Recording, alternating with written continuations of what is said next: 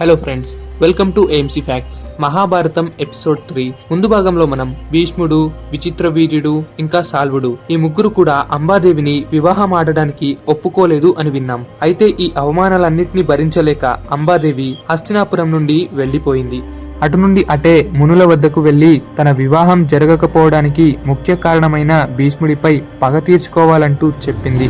కాని ఆ మునులు ఆమెను ఓదార్చి సాల్వుడినే ఒప్పించాలేమో అని అనుకున్నారు. కానీ సాల్వుడు ఒప్పుకోడేమో అని అనుకొని అంబాదేవితో నీవు నీ పుట్టింటికే వెళ్ళమంటూ సలహా ఇస్తారు ఆ మునులంతా. ఏంటి ఈ అవమానాలు, దుఃఖాలు మళ్ళీ పుట్టింటి వరకు మోసి తల్లిదండ్రుల నెత్తిన పెట్టడం ఎందుకు? వచ్చే జన్మ అయినా మంచి జీవితం పొందేందుకు తపస్సు చేసుకుంటాను అని నిర్ణయించుకుంటుంది అంబాదేవి. అప్పుడే హోత్రవాహనుడు అను రాజశ్రీ ఆమె బాధను విని, అమ్మా అంబాదేవి, నువ్వు నాకు వరసకు మనవరాల్వి అవుతావు, అయినా తపస్సు ఎందుకు? మహేంద్రగిరి పర్వతంపై పరశురాముడు ఉంటాడు, ఆయన వద్దకు వెళ్లి నీ బాధను వివరించు, సహాయం కోరి నా పేరు చెప్పు అని అన్నాడు. అప్పుడే పరశురాముడి శిష్యుల్లోనే శ్రేష్ఠ ముఖ్య శిష్యుడు అకృతవర్ణుడు అక్కడికి వచ్చి పరశురాముడు రేపే ఇక్కడికి వస్తున్నాడు అనే సందేశాన్ని అందిస్తాడు. అలా తర్వాతి రోజు పరశురాముడి రాకడతో హోత్రవాహనుడు అంబాదేవి బాధను పూర్తిగా ఆయనకు వివరించాడు. తన శిష్యుడు భీష్ముడే దీనికి ముఖ్య కారణం అని తెలిసిన పరశురాముడు ఎంతో క్రోధించాడు. కాస్త ఆలోచించి భీష్ముడిని వివాహానికై ఒప్పించేందుకు కురుక్షేత్రం వద్దకు చేరుకుంటాడు. దాంతో భీష్ముడు కూడా కురుక్షేత్రానికి చేరుకొని పరశురాముడిని కలుస్తాడు. తన గురువును ఎంతో భక్తి శ్రద్ధలతో గౌరవించి ఎన్నో సకల మర్యాదలతో సత్కరించాడు. అప్పుడు పరశురాముడు భీష్మునితో అంబాదేవిని వివాహం చేసుకోమని ఆదేశిస్తాడు. దాంతో భీష్ముడు, క్షమించండి ప్రభు, నేను అజన్మాంతం బ్రహ్మచర్య వ్రతాన్ని పాటిస్తున్నాను, అందుకై నేను మాతా సత్యవతికి మాటిచ్చాను కూడా, కాబట్టి నేను మాట తప్పలేను, మీ ఆజ్ఞను నేను తిరస్కరిస్తున్నాను అంటూ భీష్ముడు చెబుతాడు. పరశురాముడు క్రోధిస్తాడు. కానీ భీష్ముడు పరశురాముడిని మనసారా వేడుకుంటూ తన మాటను తిరస్కరిస్తాడు. మండిపడ్డ పరశురాముడు, భీష్మ, నా మాట విని అంబాదేవిని వివాహమాడు, లేకపోతే నీతో సహా నీ రాజ్యంలో ఉన్న మంత్రులందరినీ నాశనం చేస్తాను అంటూ హెచ్చరించసాగాడు. కానీ భీష్ముడు, నేను నా మాట తప్పలేను, బ్రహ్మచర్యాన్ని వీడలేను అంటూ ఎంతగానో వేడుకుంటున్నాడు. అలా గురువు హెచ్చరికలు, శిష్యుని ప్రార్థనలు పదే పదే కొనసాగాయి. అయ్యా పరశురామ ప్రభు, మీరు నాకు విద్య నేర్పిన గురువులు, 4 విధాలైన ధనుర్వేదాన్ని కూడా నేర్పించారు, అంతటి వారు మీరు అంటూ ప్రార్థించటం, కీర్తించటం మొదలెట్టాడు. ఆహా, అవునా భీష్మ, నేను నీ గురువు అయితే నువ్వు ఎందుకని నా ఆజ్ఞను కాదంటున్నావు? కాబట్టి అంబాదేవిని వివాహమాడి నీ గురువు మనస్సుకు శాంతం కలిగించు అని అన్నాడు. దానికి భీష్ముడు, అయ్యో ప్రభు, సాక్షాత్తు ఇంద్రుడు, దేవతలు వచ్చి చెప్పినా నేను నా మాటకే కట్టుబడి ఉంటాను. పైగా పరపురుషుడిని కోరిన ఈ అంబాదేవిని ఎందుకు వివాహం చేసుకోవాలి? మీరు పదే పదే నన్ను హెచ్చరిస్తూ యుద్ధానికి ఆహ్వానిస్తున్నట్టు ఉంది. అంతేగాక మీరు యుద్ధమే కోరితే దానికి నేను సిద్ధం, కానీ అంబాదేవిని మాత్రం వివాహం చేసుకోను అంటాడు భీష్ముడు. దానికి ఆగ్రహించిన పరశురాముడు, ఏమిటి, నాతో యుద్ధం చేసి నీవు నిలవగలవా? నన్ను తట్టుకునేంత శక్తి నీలో ఉందా? నేనొక్కడినే 21 సార్లు భూమండలం అంతటా తిరిగి జయించి వచ్చాను, అది నీకు తెలిసినదే కదా అని అన్నాడు. ఇంకా ఓపిక కోల్పోయిన భీష్ముడు, ప్రభు, మీరు చంపిన ఆ క్షత్రియులు అంతా గడ్డిపోచంతో సమానమైన వారు, ఆ మాత్రానికే దాన్ని గొప్పగా చెప్పుకుంటున్నారు. కానీ ఇప్పుడు ఈ భీష్ముడు ఉన్నాడు, నాతో సమానమైన వారు ఈ భూమండలంలోనే ఎక్కడా లేరు. మీరు అంతలా కోరుతున్నారు కాబట్టి ఒక క్షత్రియునిగా నేను యుద్ధానికి సిద్ధం అంటూ నిర్భయంగా చెప్పాడు భీష్ముడు. ఆ మాటలు అన్నీ విన్నా పరశురాముడు ఒక్కసారిగా గట్టిగా నవ్వి, ఆహా, నువ్వు నాతో యుద్ధం చేస్తావా? అయితే సరే, నేను యుద్ధం చేసి చాలా కాలం అవుతుంది. ఈ కురుక్షేత్రం అనే భూమి మీదే నిన్ను పడగొడతాను. నీ తల్లి గంగాదేవి నీ స్థితిని చూసి రోధిస్తుంది. వెళ్ళి యుద్ధానికి ఏర్పాట్లు చేసుకొనిరా అంటాడు పరశురాముడు. అలా రాజ్యానికి చేరిన భీష్ముడిని చూసి సత్యవతి యుద్ధాన్ని మానుకోమని వేడుకుంటుంది. భీష్ముడు వినలేదు. గంగాదేవియే దిగివచ్చి భీష్ముడికి యుద్ధం మానుకోమని పలుసార్లు వేడుకుంటుంది. ఇదే మాట పరశురాముడితో చెప్పమని భీష్ముడు అన్నాడు. లేదు, నీ కొడుక్కే సర్ది చెప్పుకో అని పరశురాముడు అన్నాడు. అబ్బే, బ్రాహ్మణుడైన పరశురాముడికే అంత గర్వం ఉంటే క్షత్రియుడైన నాకెంత ఉండాలి? అనే విధంగా భీష్ముడు సరాసరి యుద్ధానికి బయలుదేరాడు. 21 సార్లు భూమి చుట్టూ తిరిగిన వాడు పరశురాముడు. దేవలోకం నుండి దిగి గంగాదేవికి జన్మించిన పరాక్రముడు భీష్ముడు. సత్యావతి గంగాదేవిల ఆశీర్వాదాలు సైతం పొందినవాడు. ఇలా వారి మధ్య యుద్ధం అంటే చూడటానికి ఆసక్తిగా ఉంటుందని ఇంద్రుడు ఇంకా ఇతర దేవతలు ఆకాశం నుండి తెగ మురిసి మరీ చూస్తున్నారు. అలా భీష్ముడు రథంపై వెళ్లి పరశురాముడి ముందు ఆగాడు. కవచం, ధనుర్బాణాలు, రథానికి సారథి అంటూ పూర్తి సిద్ధంతో వచ్చాడు. కాని పరశురాముడు ఖాళీగా నేల మీద నించున్నాడు. వెంటనే భీష్ముడు రథం దిగి భక్తితో తన గురువు కాళ్లను నమస్కరించి, ప్రభు, మీరు నాకు విద్య నేర్పిన గురువు. ఈ విధిరాత వలన మీతోనే యుద్ధం చేయవలసి వస్తుంది. మీరేమో రథం లేకుండా యుద్ధానికి వచ్చారు.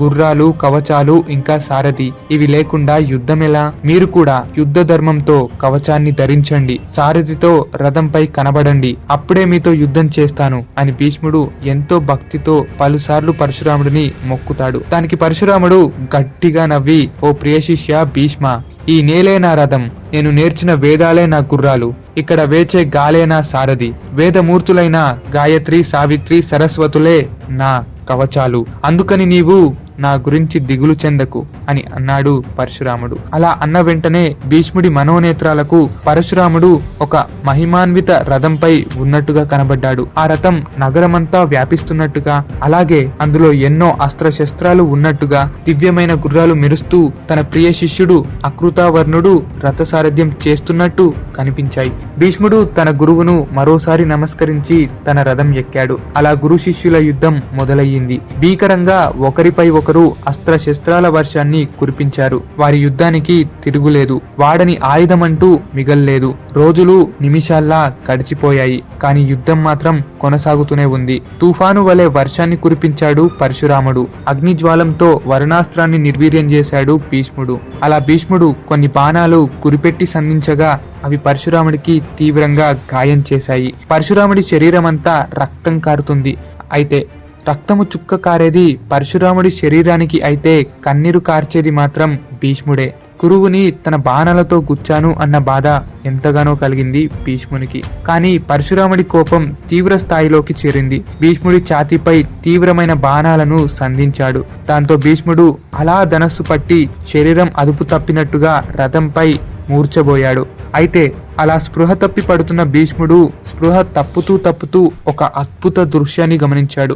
అదేమిటంటే పడిపోతున్న భీష్ముడిని జాలితో తన తల్లి గంగాదేవియే రథం పట్టి సారథ్యం చేస్తుంటే భీష్ముడిని మోస్తూ అష్టావసులు నడిచారు. ఇక్కడ అష్టావసులు అంటే పూర్వజన్మలో భీష్ముడి సోదరులు, భీష్ముడిపై ఎంతో ప్రేమ కలిగిన వారు. దీన్ని మనం ఇంతకు ముందే వివరించుకున్నాము. అదే ఒక శాపం కారణంగా అష్టావసుల్లో ప్రభాసుడు అనేవాడు ఇలా భీష్ముడిగా జన్మించాడు అని. అలా ఆ దృశ్యం చూస్తూ తన 2 చేతులతో తన తల్లి గంగాదేవికి నమస్కరిస్తూ భీష్ముడు మూర్ఛబోయాడు. ఎంతైనా తల్లి ప్రేమ వర్ణించరానిది. ఆ తర్వాత మోర్చ నుండి బయటకు వచ్చిన భీష్ముడు మరుసటి రోజుకి మళ్లీ పరశురాముడి ముందు యుద్ధానికి నిలిచాడు. పరశురాముడు ఎంతో ఆగ్రహంతో భీష్ముడిపై బాణాలను సంధించాడు. భీష్ముడు వాటన్నిటిని అడ్డుకొని శక్తి అస్త్రాన్ని ప్రయోగిస్తాడు.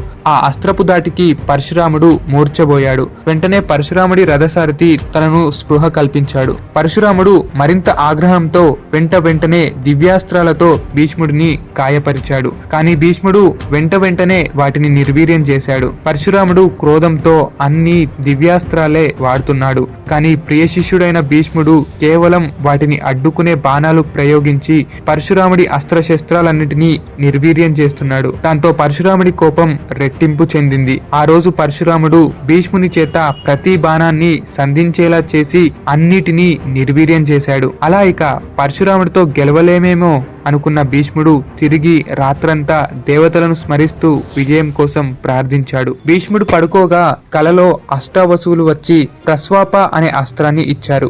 ఈ అస్త్రాన్ని ఏ దేవతలు ఇప్పటి వరకు వాడలేదు. పరశురాముడి దగ్గర కూడా అటువంటి అస్త్రం లేదు. ఎందుకంటే ఆ అస్త్రం కేవలం వసువుల దగ్గరే ఉంటుంది. ఆ వసువులే భీష్మునికి ఇచ్చారు. అంతేగాక ఈ అస్త్రం ఎంతటి వాడినైనా నిద్రలోకి తీసుకువెళ్తుంది. పరశురాముడు చిరంజీవి గనక ఆయనను చంపలేము, కానీ ఈ అస్త్రంతో ఆయనను ఎక్కువసేపు నిద్రలోకి తీసుకువెళ్ళొచ్చు. యుద్ధంలో ఎక్కువసేపు నిద్రించిన వారు ఓడిపోయిన వారితో సమానం అంటూ వసువులు ఆ అస్త్రాన్ని ప్రసాదించారు. మళ్ళీ చెప్తున్నాను, పూర్వజన్మలో భీష్ముడు కూడా ఆ వసువుల్లో ఒక్కడు. ఆ బంధం వల్లే వారు భీష్ముడిని తరచుగా సహాయం చేస్తున్నారు. భీష్ముడు దెబ్బతినటం వసువులకు నచ్చలేదు. పైగా భీష్ముడు ధర్మంపై నిలబడ్డాడు. ఆ ధర్మంతోనే గురువును ఎదిరిస్తున్నాడు. అలా మరుసటి రోజు భీష్ముడికి పరశురాముడికి యుద్ధం కొనసాగింది. వేరువేరు అస్త్రాలు, విషపూర్వితమైన అస్త్రాలు సైతం పరశురాముడు ప్రయోగించాడు. భీష్ముడిని ఎంతగానో నొప్పించాడు. పాపం భీష్ముడు ఆ అస్త్రాలకు కాస్త విలవిలలాడాడు.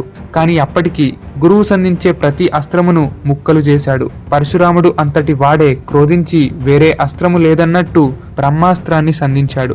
ఇంకా తప్పక భీష్ముడు కూడా అదే అస్త్రాన్ని వ్యతిరేకించడానికి బ్రహ్మాస్త్రాన్నే సంధిస్తాడు. అలా విశ్వమంతటినీ ముంచేయగల బ్రహ్మాస్త్రాన్ని వాడటంతో ప్రకృతి ఒక్కసారిగా మారిపోయింది. ఇప్పటిదాకా సినిమా చూస్తున్న దేవతలు కాస్త భయంతో కిందకు దిగారు.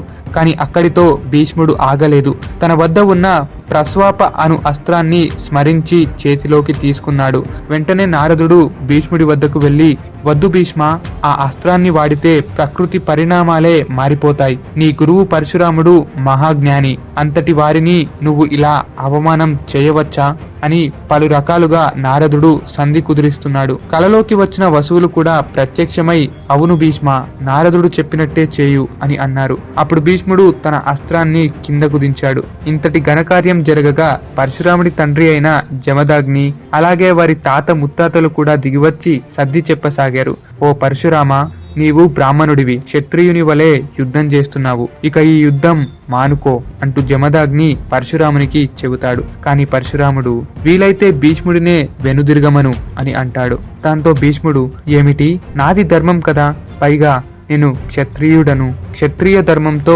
నేను ఈ యుద్ధాన్ని విడిచి వెనుదిరగలేను అని అంటాడు. ఈ అద్భుత సన్నివేశానికి మనం చప్పట్లు కొట్టవలసిందే. ఎందుకంటే ఎదురుగా పరశురాముడు, గొప్ప గొప్ప మునులు వచ్చినా సరే భీష్ముడు తన ధర్మాన్ని విడవలేదు. దాంతో దేవతలంతా పరశురాముడి శాంతమును కోరుతారు. దాంతో పరశురాముడు తన బాణాన్ని వెనక్కు తీసుకొని యుద్ధం నుండి వెనుదిరుగుతాడు. అలా భీష్ముడు వెళుతున్న పరశురాముడి వద్దకు వెళ్లి భక్తిపూర్వకంగా నమస్కరించాడు. పరశురాముడు గాయపడి ఉన్నాడు. కానీ భీష్ముడిని చూసి చిన్న చిరునవ్వుతో ప్రేమగా, భీష్మ, నిన్ను మించిన క్షత్రియుడు ఎవ్వడూ లేడు. ఈ యుద్ధంతో నేను ఎంతగానో సంతృప్తి చెందాను అంటూ పరశురాముడు అంబాదేవి వద్దకు వెళ్ళాడు. అమ్మా, నేను నా పూర్తి ప్రయత్నంతో పోరాడాను. కానీ ఆ భీష్ముడు స్వయాన్న నా శిష్యుడు. తను నేర్వని అస్త్రం అంటూ లేదు. పైగా వసువుల అనుగ్రహం కూడా ఉంది. ఇక నీవు భీష్ముని వద్దకు వెళ్ళి శరణు కోరడం ఒక్కటే మార్గం అంటూ పరశురాముడు చెబుతాడు అంబాదేవికి. ప్రభు, మీ పరాక్రమ యుద్ధాన్ని నేను చూశాను. మీరు ఎంతగానో ప్రయత్నించారు, కానీ గెలవలేకపోయారు. అలా అని భీష్ముడిని పదే పదే వేడుకోవటం ఆత్మహత్యకు సమానమైనది. ఇంక నేను భీష్ముడిని చంపేదారినే వెతుకుతాను అంటూ సెలవు తీసుకుంటుంది. ఇక భీష్ముడు తన రాజ్యానికి తాను చేరుతాడు. అలా భీష్ముడు చేసిన చిన్న పొరపాటే తన మరణానికి మొదటి కారణమయ్యింది. అది ఎలాగో భీష్ముడి మరణం సమయంలో మనం వినవచ్చు.